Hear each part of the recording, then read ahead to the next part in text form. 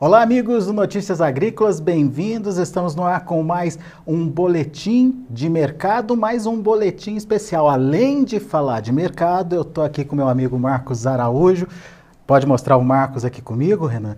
O Marcos Araújo está vindo para também divulgar o livro dele, recém-lançado, Segredo do Grão. Inclusive, ele trouxe aqui para a gente um exemplar do livro dele.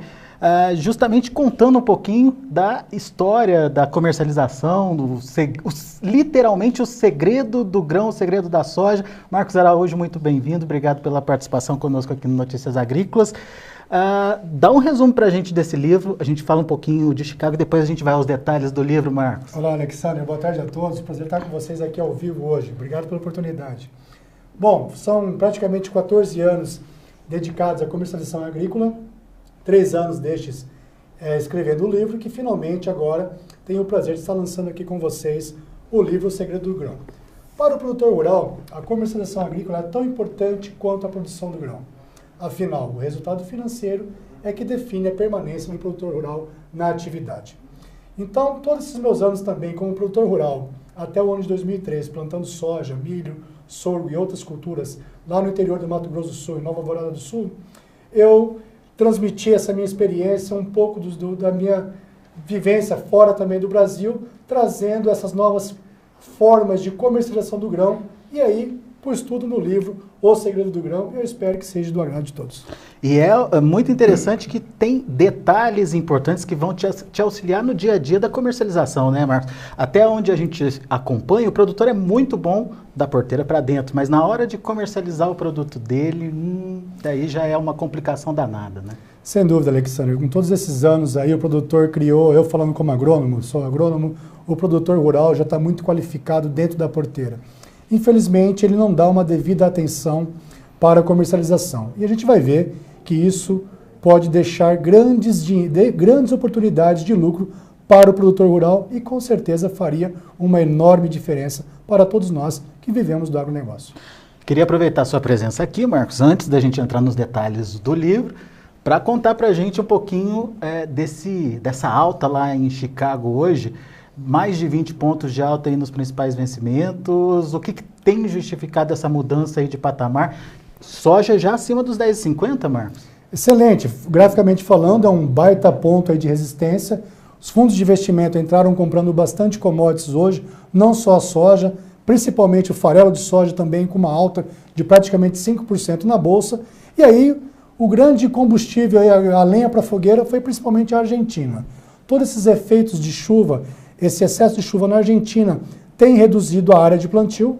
O mercado trabalhava com uma área inicial na Argentina de 19,8 milhões de hectares, hoje estamos falando de 19,2, talvez 19 milhões de toneladas, de hectares, e a produção inicial da Argentina, que tinha um potencial para 60 milhões de toneladas, hoje o mercado está considerando 171 milhões de toneladas, mesmo com o Brasil tendo uma safra recorde. O mercado em Chicago teve esse rally de alta hoje, Alexandre. E você falou do farelo também ajudando. Que momento é esse do farelo? O que está acontecendo? Alexandre, o farelo de soja, importante tua pergunta para a gente estar entendendo, ele tem outros substitutos a nível mundial, como a torta do milho, que é o DDGS, oriundo, um subproduto da produção de etanol a partir do milho. E também outros produtos como o farelo de canola, que são fontes de proteína para rações animal. China e Estados Unidos, eles estão com uma batalha comercial e isso daí tem limitado o fornecimento do DDGS dos Estados Unidos para a China, fazendo com que o suprimento fique muito concentrado no farelo de soja, nas rações animais. E o farelo de soja é o principal fonte proteica das rações animais a nível global, com excelente digestibilidade, e aí gera toda uma demanda internacional pelo farelo. E a Argentina é o maior exportador global de farelo de soja.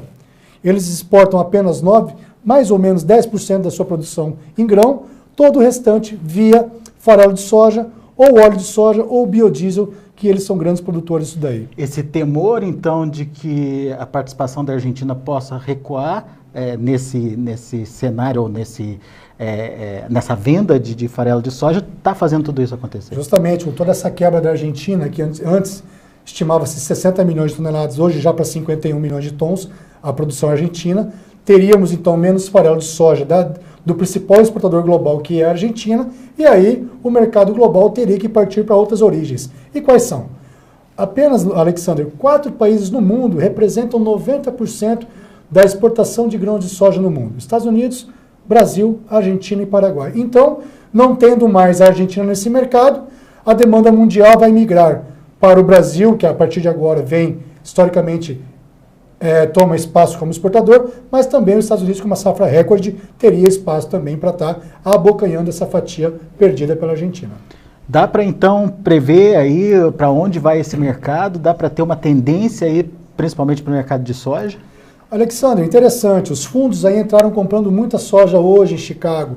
Apesar que o clima mais seco para uma semana na Argentina, se nós pegarmos previsões mais longas para 2, 3 semanas na Argentina, continua ainda excesso de chuva.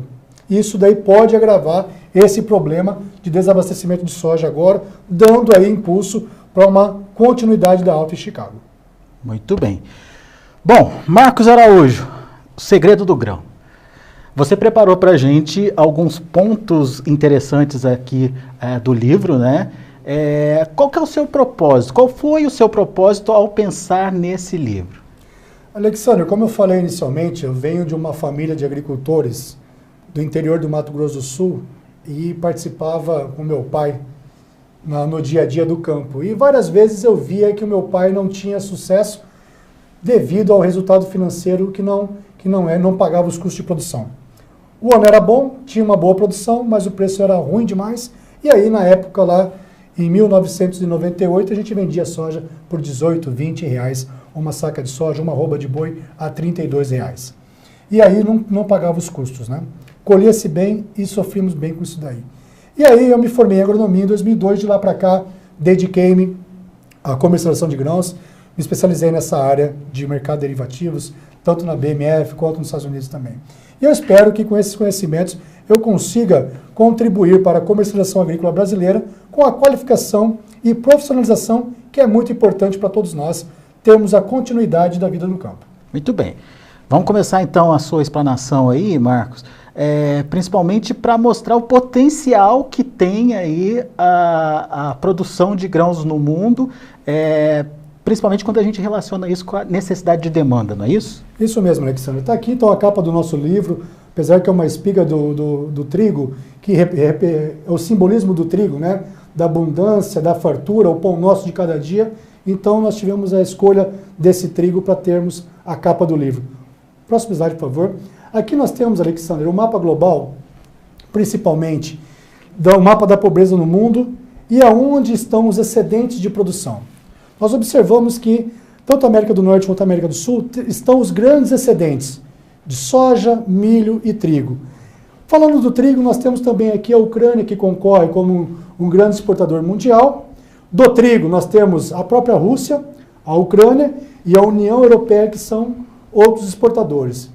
Mas os dois principais produtos das rações animais, soja e milho, concentram-se aqui, na América do Norte e na América do Sul, com mais aí de 80 milhões de toneladas a migrar principalmente para a Ásia, para o Sudeste Asiático. Alexandre, hoje a nível global, citando dados aí da ONU e do Banco Mundial, 795 milhões de pessoas no mundo hoje passam fome e vivem na linha da pobreza com $1,90 por dia. Isso equivale a R$6 por dia. No mês, são pessoas que vivem com R$180 por mês. Hoje, quase 10% da população está nessa linha da pobreza. E o Banco Mundial tem um programa para que reduza essa pobreza extrema ao longo dos anos para 3% da população. Isso daí requer um aumento da produção para atender toda essa demanda, principalmente no Sudeste Asiático. De hoje até 2050, a população mundial deve alcançar 9,5 bilhões de pessoas. E a urbanização ao redor do mundo, as pessoas que vivem na cidade, devem ter um aumento de 2,5 bilhões de pessoas. E 90% deste aumento deve se concentrar na Ásia e na África. Observem que são regiões deficitárias de soja e milho, ou seja, isso é uma importante informação para a continuidade do aumento da produção agrícola, o que é bom para o produtor brasileiro. Só para a gente entender então, você não está considerando apenas uma expansão da população mundial, você está considerando também a inclusão de pessoas que hoje não têm acesso a esses alimentos. Isso mesmo, Alexandre, através do aumento de renda. A combinação desses dois fatores, urbanização e o aumento de renda a nível global, são os grandes drivers que têm direcionado todo esse aumento por commodities a nível global. Então, precisamos criar oferta. Precisamos criar oferta. Então, a mensagem do produtor é isso. Há uma expectativa muito boa, sim, de continuidade da demanda, o que dá aí continuidade para estar investindo em tecnologias. Muito bem, mas se a gente tem que criar oferta, a gente tem que aprender a comercializar também. É importante isso, sem dúvida alguma. É o ponto fraco hoje do produtor rural e a oportunidade de melhoria, sem dúvida alguma, é na comercialização. Muito bem. Vamos prosseguir? Vamos em frente. Então a gente observa, brincando aqui um pouco com esse slide, esse efeito, né? Volta um pouquinho. Por mais que nós estamos aqui, a gente tem aquela percepção que na Ásia a questão do hábito alimentar é muito... Até o pessoal brinca, vou para a China para comer insetos, né? Então a gente observa aqui no hábito alimentar dos asiáticos que eles consomem carne suína. A China é o maior produtor mundial de carne suína. Então, na medida que as pessoas vão migrando para a cidade, aumentando a renda, muda-se o hábito alimentar e, em consequência disso também, muda-se a produção agrícola, o comércio de grãos e o transporte de grãos cada vez mais rápidos para atender toda essa cadeia de alimentos que requer essa mudança nas grandes cidades. Muito bem. Vamos para o próximo? Aqui é um quadro, o boom das carnes a nível mundial, das carnes vermelhas, desde 2014 a 2016. Nós observamos que a carne suína é a mais produzida no mundo, com 108 milhões de toneladas, a carne de frango com 89 milhões de toneladas e a bovina com 60 milhões de toneladas. Eu chamo a atenção, pode clicar por favor, no consumo per capita de carne de frango. Se nós pegarmos aqui o Brasil e a Argentina, o Brasil consome 46 quilos de carne de frango habitante ano, os Estados Unidos 47. Se nós olharmos a China, o consumo de carne de frango deles são 9 quilos por habitante ano. Se o chinês dobrar o consumo per capita, saindo de 9 quilos para 18 quilos de frango habitante ano, isso quer dizer equivale praticamente a uma produção brasileira de carne de frango, Alexander. São necessários mais de 25 milhões de toneladas de ração para atender esse aumento de consumo de frango. Praticamente aqui... Não é nada impossível. Nada impossível, perfeitamente possível. O Brasil consome 46 quilos e a China apenas 9 quilos habitante ano. Então, para isso daqui, são necessários aqui, a grosso modo, 15 milhões de toneladas de milho e mais 7 milhões de toneladas de soja para atender essa demanda. E observa, Alexander, a Índia, maior importador de óleo vegetal do mundo, 70% da sua população ainda é rural, com apenas, tem um total de 1,3 bilhões de pessoas, perdendo apenas para a Índia, e um consumo de frango apenas de 3 quilos por habitante ano. Ou seja, nós temos também aqui uma perspectiva enorme. Logo em breve, a China vai se tornar um grande player importante para essas commodities e também para atender essa demanda de carne. Aqui, pegando o ano de 2006 na base 100, até o ano de 2016, a produção de carnes de aves a nível global cresceu 39%, a carne de frango cresceu 13%, o aumento da produção, e a carne bovina 5%. E no gráfico abaixo, todo esse efeito na demanda por grãos. Observe que a soja é a linha azul, de 2006-2007 até agora, o consumo mundial em 10 anos cresceu 46%. Qual que é o período, Marcos? 10 anos? Em 10 anos, de 2006, da safra 2006-2007 a safra 16 e 17, Alexander. Então, tá intimamente relacionado. Você aumenta a produção de carne, consome mais grão. Consome mais grãos também, e nós temos ainda um novo ingrediente que a gente vai falar aqui também, que são os biocombustíveis, que vem aumentando isso. Alexander, se nós pegarmos esse aumento médio da soja de 4,6% ao ano, com uma demanda mundial da soja ao redor de 330 milhões de toneladas, quer dizer que todo ano o aumento da demanda de soja são 15 milhões de toneladas. Então isso daí é um fato importantíssimo para a gente estar acompanhando. Precisamos aumentar a oferta em 15 milhões de toneladas? Nesse ritmo que vem crescendo o consumo mundial de soja nos últimos 10 anos. Alguma perspectiva de não acontecer, de não continuar acontecendo? Alexander, a grande fronteira agrícola que tem aqui para crescer, para atender toda essa demanda, é o Brasil. Você tem nos Estados Unidos já a área delimitada de produção agrícola. Para essa próxima safra, estima-se que a produção americana deva crescer algo como 2 milhões até 3 milhões de hectares, de repente, com um potencial de produção para 124 milhões de toneladas, contra 117 esse ano. Então, os Estados Unidos, mas aí reduziria a área de milho. E trigo, isso que deve acontecer para frente no mercado americano. E quem tem toda uma fronteira agrícola para crescer, sem dúvida alguma, é o Brasil, através do Cerrado, com reformas de pastagem, sem ser necessário ter que desmatar alguma área, nem Pantanal, nem a Amazônia, somente se nós usarmos todo o Cerrado, que são mais de 202 milhões de hectares. Hoje nós usamos quase 34 milhões de hectares para soja. Se nós usarmos simplesmente essas áreas de pastagem degradada, a gente tem condição, com certeza, o Brasil, de crescer violentamente e atender toda essa demanda mundial de soja. E a gente ouve falar também do potencial de África, por exemplo, como grande celeiro do mundo, mas tem lá suas limitações também, não é uma coisa que vai acontecer de um ano para o outro. É o Brasil o principal fornecedor, mano? Sem dúvida, Alexandre. Na África você tem algumas questões políticas internas que realmente já outros países, a própria Holanda já fez investimentos no passado para tentar desenvolver a agricultura por lá. Houve assassinatos, questões políticas muito sérias. Você tem grupos de produtores brasileiros investindo no Sudão e tudo mais, mas você tem uma grande limitação ainda por lá. E, sem dúvida alguma, o Brasil tem todo esse potencial tecnológico através do desenvolvimento da Embrapa e, sem dúvida alguma, o Brasil da porteira para dentro e o Brasil privado funciona muito bem, obrigado.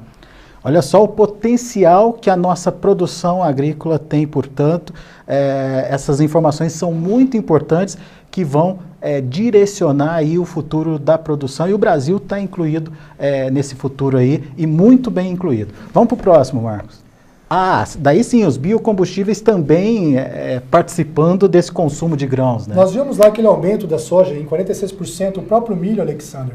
Não só o milho nesse caso. Por exemplo, hoje no Brasil, com o nosso B7 aumentando, né, até a mistura do biodiesel no óleo diesel, hoje o Brasil consome 2,7 milhões de toneladas de óleo de soja para a produção do biodiesel. Os Estados Unidos, Alexandre, consomem anualmente 132 milhões de toneladas de milho para a produção de etanol. A produção brasileira, somando safrinha, somando a safra verão de 28 milhões, mais um safrinha ao redor de 59, nós temos aí 86, 87 milhões de toneladas da produção brasileira. Ou seja, os Estados Unidos consomem muito mais que uma produção brasileira de milho para a produção de etanol. Então nós temos essa combinação, óleos vegetais para o biodiesel e o milho para a produção de biocombustíveis. Alexandre, para produzir hoje, processar 1 tonelada de milho para a produção de etanol nos Estados Unidos, o custo está estimado em $42,45 por tonelada. Uma saca de milho produz quase 26 litros de etanol e 19 quilos da torta de milho, que é o DDGS, uma importante fonte de proteína e extrato etéreo para rações animais. O padrão do DDGS norte-americano ele é comercializado com 33% de Profat, proteína e gordura. É muito utilizado nas rações animais e muito vendido também para o Sudeste Asiático e também para a China.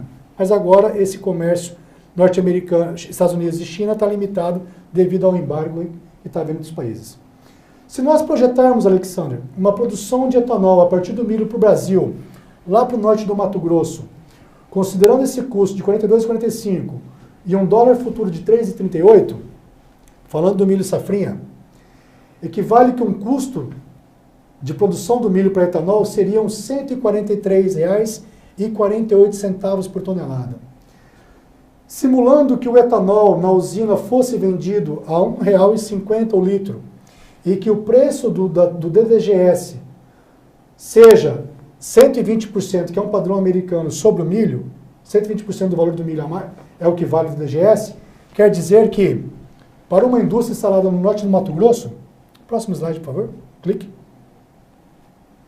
Quer dizer que, comprando uma saca de milho a R$ 17,00 do produtor, hoje, as contas de exportação para o norte do Mato Grosso liquida abaixo de R$ 14,00, abaixo do preço mínimo. Então, se uma indústria comprasse o milho a 17, processasse ele, vendesse o DDGS, ele obteria uma receita de R$ 6,56 com o DDGS, etanol teria uma receita de R$ 38,90 por saca, menos o custo de R$ 28,45, a indústria teria uma receita líquida de R$ 19,84 por saca. Ou seja, é uma baita oportunidade para investir no Brasil essa questão da produção de etanol a partir do milho. Mas é bem viável. Tem mercado para o DDGS hoje, Marcos? Tem, Alexandre. O próprio Brasil, a gente hoje também nós consumimos 16 milhões de toneladas de farelo de soja, exportamos 14 milhões aí do farelo de soja. Sem dúvida alguma, você já tem indústrias de produção de etanol no norte do Mato Grosso que já tem o DDGS, toda essa tua produção é atendida no mercado interno, e sem contar também que o próprio Rio Grande do Sul importa o DDGS do Paraguai, que tem uma indústria que produz etanol de milho no Paraguai e exporta aqui para o Brasil. Temos demanda. Muito bom. Próximo slide. A gente está falando de uma mudança de padrão, é isso? Pode completar todo o slide aqui, por favor?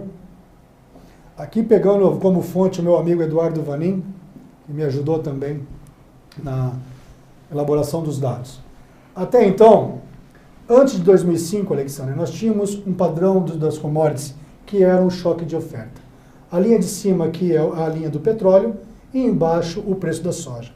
Nós podemos observar que quando havia guerras, havia um bloqueio da produção de petróleo, o preço disparava, e quando acabavam as guerras, voltava a produção de petróleo, os preços despencavam.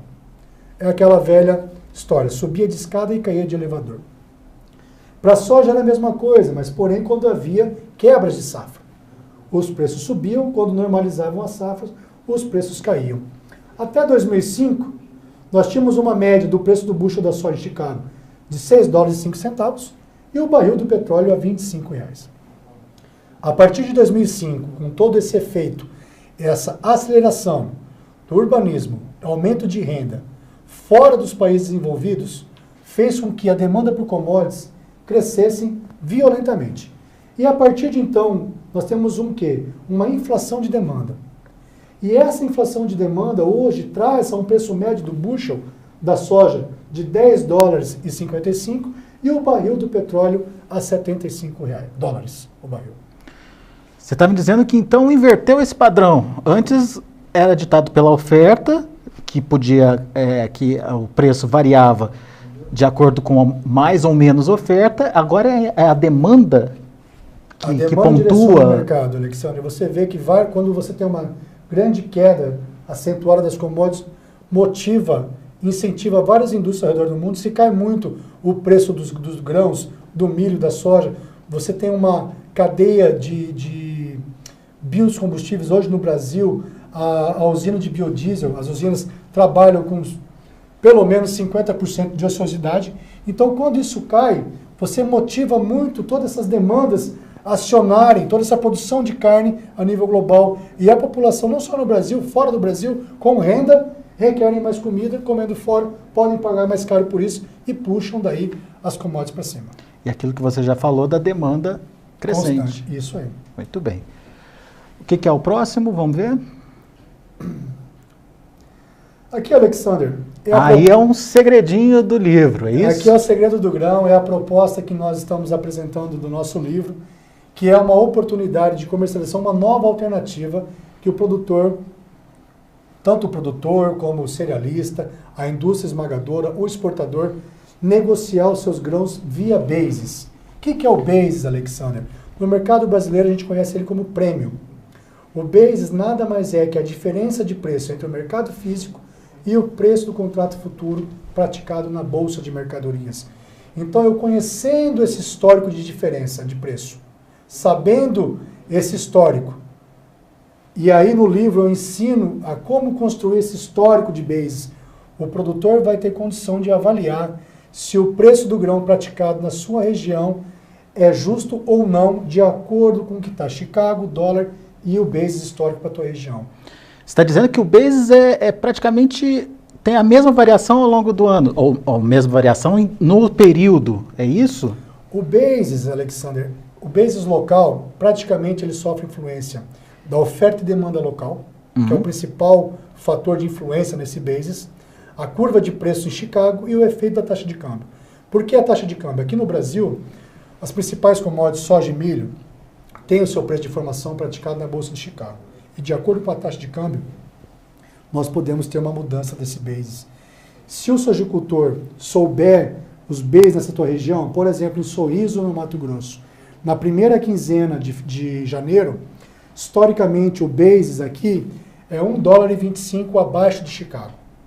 Se um bushel em Chicago está negociado a $11 o bushel, menos 1,25, quer dizer que Sorriso, a soja deve valer 9,75. Se os compradores locais estão pagando 9,50 ou abaixo disso, quer dizer que o preço está fora do histórico. E se tem compradores pagando a mais devido a uma grande demanda da indústria esmagadora, o crushing margin está bom, o produtor vai saber que é o momento de vender a soja, porque está muito valorizada a soja regionalmente. O basis servindo, o prêmio servindo de referência para ele saber se está na hora ou não de vender. Se está na hora ou não, e principalmente também, Alexander, a maioria dos produtores brasileiros hoje, eles adotam a estratégia da venda disponível. Ou seja, o produtor que está em Sorriso, comercializando soja agora, ele poderia ter já praticado a sua comercialização muitos meses atrás, mesmo antes de plantar. E para ele saber qual preço seria, para ele tomar essa decisão, se o preço era viável ou não, ele tem que ter esse conhecimento de Chicago, dólar e os bases, que é o prêmio aqui no Brasil. Então, ele conhecendo isso, ele consegue calcular qual seria o preço de venda na fazenda dele dessa soja, e, em consequência, aí, projetar seu lucro. Então, eu consigo saber se o preço atual, físico, momentâneo, está dentro dessa relação histórica, e consigo também antecipar as minhas vendas a partir dessa análise. Justamente, Alexandre. A gente vai ver isso no próximo slide, esse exercício que nós fizemos, que aquilo que eu defendo bastante, o tripé da formação do preço da soja. Nós temos Chicago, o dólar, conhecendo o basis, então nós temos uma projeção do grão no mercado físico. Aqui, por exemplo, Alexander, é a curva de preço da soja, vencimento março agora, essa que serve de referência para a soja disponível aqui no Brasil. E aqui a curva do dólar.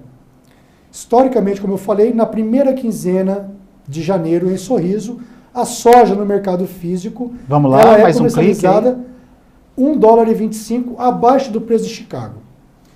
Alexander, observa aqui, nós tínhamos o dólar futuro, que hoje a gente está a 3,21.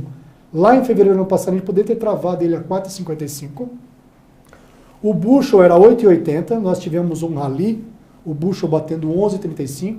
Aí é interessante a gente acompanhar esse movimento. Uma alta de Chicago, você tem um movimento inverso do dólar, normalmente é esse padrão do mercado. Sobe Chicago, o dólar cai.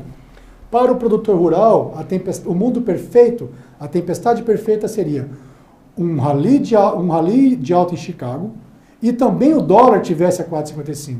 Mas é muito difícil a gente ter essa combinação.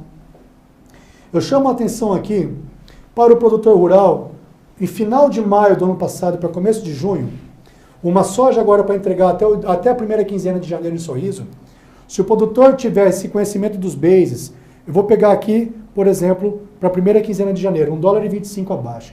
Se ele tivesse travado Chicago a 11,35, travado o dólar futuro a 3,85, menos 1,25 de bases, era uma soja em Sorriso de R$ 85,73 ou $22,27. Vamos mais à frente um pouquinho, por favor. Qual que é a minha proposta do livro? Pode clicar mais, por favor. Vamos lá. Eu proponho que o produtor rural, nessa oportunidade aqui em maio, Alexander, o próprio IMEA já tinha feito uma estimativa de um custo total da produção de soja em Sorriso, total, de R$ 3.073 por hectare, incluindo todos os custos fixos da produção de soja. Se um produtor tivesse vendido Chicago, feito um hedging de $11 o bushel, considerando um base histórico de menos 1,25, e ter travado o dólar via BMF ou um NDF no seu banco, ele teria garantido uma soja, historicamente falando, de $21,49, multiplicando pelo dólar futuro, seria uma soja de R$ 82 a saca. Ou seja, em final de maio, o produtor rural fez o seu hedging na Bolsa de Chicago, fez o seu hedge do dólar, a BMF ou via NDF do dólar futuro. Aguardou a posição. No final de dezembro do ano passado, Alexander, perto do Natal, nós tivemos uma indústria esmagadora dando um bid, que é o preço de compra, um bid na soja, na fazenda do produtor em Sorriso, a R$ 65,00 a saca. Normalmente o produtor pergunta para a gente, Marcos, R$ 65,00, o preço vai subir ou vai cair? É muito difícil adivinhar o preço futuro em Chicago e o preço do dólar. Nós temos várias influências técnicas, políticas, que ninguém vai conseguir controlar todas essas forças para prever um preço futuro. O produtor tem que estar atento às oportunidades de lucro. Ano bom é o ano que se tem lucro. Então, o que eu respondo? Quando uma indústria ou um exportador me vem com um bid, um preço de compra a R$ 65,00, eu tenho que observar a que nível está Chicago e quanto que estava o dólar para aquele período. Nesse exemplo, Chicago a 10,15 e o dólar a 3,315. Próximo slide, próximo clique, por favor. Então, observando aqui, o bid da indústria de R$ 65,00, eu divido pelo dólar, eu sei que divido pelo fator de conversão 2,2, que é o preço da saca para o bushel, menos o valor em Chicago, quer dizer que o bid da indústria é menos 126 do valor de Chicago. E a minha média histórica é 125, bem em linha com a minha média histórica. Eu tinha uma média histórica de menos 125, a indústria me pagando menos 126. Nesse exato momento, o que o produtor tem que fazer? Ele faz uma venda da soja para entregar para a indústria lá em Sorriso, e no mesmo momento ele liquida suas posições de hedging, tanto em Chicago quanto o hedging cambial na BMF ou no seu banco via NDF. Qual vai ser o preço final dessa soja?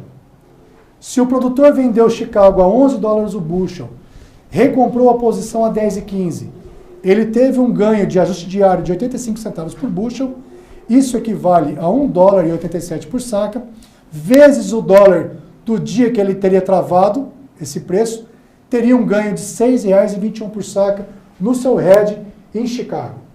Do hedge cambial, ele teria feito uma venda, um NDF, de $21,49 por saca, de 3,81 que ele vendeu, recomprou a 3,31, lucrou 50 centavos no câmbio, que daria para ele um ganho de R$ 10,75. Então, o preço final da soja seria R$ 65,00. Ele faz o contrato com a indústria e entrega o grão, que é o padrão, o normal que eles fazem. Soma-se o ganho do hedging cambial dele, R$ 10,75, mais o ganho do hedging Chicago de 6,21, equivale a um preço final da soja de R$ 81,96, contra um produtor que vende o disponível, estaria vendendo a R$ 65,00. Esse é um exemplo prático e real que realmente ocorreu lá em Sorriso, no Mato Grosso. Ô Marcos, mas não é uma operação para qualquer produtor? Não, Alexandre, não é para qualquer produtor. O produtor rural, a gente está observando aí, ganhando escalas, grandes produtores hoje, plantando 5, 10 mil hectares, produtores até menor que isso daí, de 1.000 hectares, com faturamento a cada 5 meses de R$ 5 milhões, faturamentos anual de R$ 10 milhões. Por isso que é importante a gente organizar a comercialização agrícola e o produtor não cresça só horizontalmente, comprando a fazenda do vizinho nesse ano, comprando a do outro no ano que vem, e não ter uma organização contábil, administrativa da tua atividade para poder organizar, gerenciar todos esses teus riscos e garantir excelentes lucros. Porque aqui, Alexandre, de R$ 82,00 para R$ 65,00, uma diferença de R$ 17,00 por saca. Se nós pegarmos uma produtividade de 55 sacas por hectare, foi um ganho que o sojicultor deixou de ter de R$ 935,00 por hectare. Quem perde não é só ele, é toda a sociedade. É a população de Sorriso que vive lá, somos nós que vivemos do agronegócio. Então é importante o produtor se especializar. Para grandes grupos, grandes famílias que produzem aí, a governança corporativa, uma organização da sua contabilidade, isso tudo é importante. Porque se ele só deixa para vender pelos R$ 65,00, ele deixou de ganhar. Deixou de ganhar. Se nós pegarmos hoje o custo, estava em torno de R$ 3.073 por hectare, é um custo de soja de mais ou menos R$ 55,00, ele vendendo a 65, ele lucrou R$ 10,00 por saco.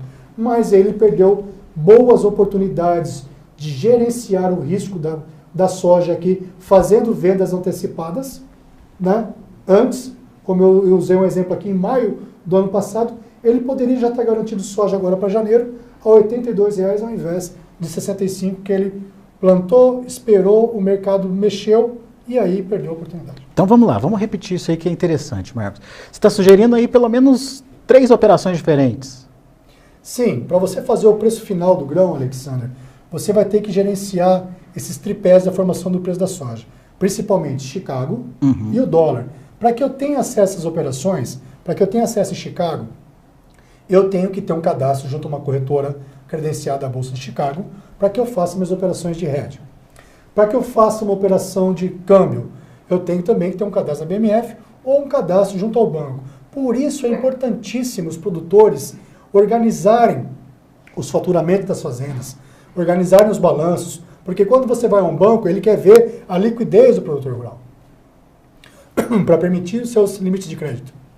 E no caso aí, sempre utilizando o prêmio como um balizador aí para essas operações. Justamente, eu conhecendo o histórico do Basis, a diferença de preço auxiliado com essas minhas 2 heads, Chicago e câmbio, eu consigo projetar meu preço final de venda da soja, em consequência, preço do grão, produtividade, menos o custo de produção, eu consigo saber se o preço é rentável ou não. E saber se aquele momento é hora de vender ou não. Isso aí, justamente, Alexandre, porque a gente observa se o preço de uma trade, estava pagando 65, a indústria de soja aqui nesse caso, era em acordo com a linha ou não, em acordo com a média histórica. Se não tiver, eu aguardo um tempo mais, ou seja, o produtor montou a operação em bolsa em maio, teve que carregar essa posição na bolsa até final de dezembro. Para isso, for necessário ajustes, margem de garantia, mas como o mercado só caiu aqui, ele recebeu ajustes na bolsa. A negociação do Basis, o preço final, ele vai ser uma contabilidade combinada do mercado físico e do mercado em bolsa. Você, em alguns momentos, vai ganhar em um, perder no outro. Ou, em alguns momentos, você pode ganhar nos dois. Então, nós temos que ter esse controle aqui, somando esses 2 ganhos distintos, bolsa e físico, para computar o preço final do grão. Mas daí o produtor fala, isso é muito complicado, se ele não fizer isso, ele vai estar perdendo dinheiro. Alexandre, o mais difícil o produtor faz que é plantar. Não é? Né? Então, a indústria a lavoura é uma indústria a céu aberto. A gente faz um baita investimento, coloca tudo embaixo da terra e reza para que São Pedro ocorra em dia para poder ter uma boa colheita. Isso daqui é muito fácil. Tem profissionais que podem assessorar os produtores nessa condição. Várias corretoras no Brasil. Em Curitiba tenho grandes amigos que fazem esse trabalho aqui e estão à disposição dos produtores para estarem trabalhando. Muito bem. Todo esse conteúdo, portanto, você encontra no livro que o Marcos Araújo está lançando, está aqui comigo, olha só, O Segredo do Grão. Como é que faz para adquirir esse livro, Marco? Aonde que está sendo vendido? Alexander, o livro ele encontra-se através do site www.osegredodogrão.com.br. Lá você compra pelo PagSeguro e aí coloca as instruções de envio e nós mandamos pelo correio com uma caixinha bem bonita e bem embalado o livro e tudo mais, e chega na tua casa 100% e também a nota fiscal vai pelo teu e-mail e tudo mais. E as vendas já estão liberadas? As vendas já estão liberadas, graças a Deus os feedbacks aí, os comentários estão sendo muito construtivos. Muito obrigado a todos. Eu já estou aqui com o meu, inclusive com a dedicatória aqui do Marcos Araújo. Marcos, obrigado, muito obrigado mesmo pela participação. Vamos divulgar de novo, então, aqui no telão você vê aí o site, né, onde você pode comprar, adquirir aí o Segredo do Grão, do Marcos Araújo, www.osegredodogrão.com.br, uma ótima indicação aí para você que quer entender melhor sobre o mercado e quer saber melhor como faz essa profissionalização da comercialização. A gente já disse aqui e bate muito nessa tecla que não adianta só produzir, tem que saber comercializar bem também o seu produto, tá certo?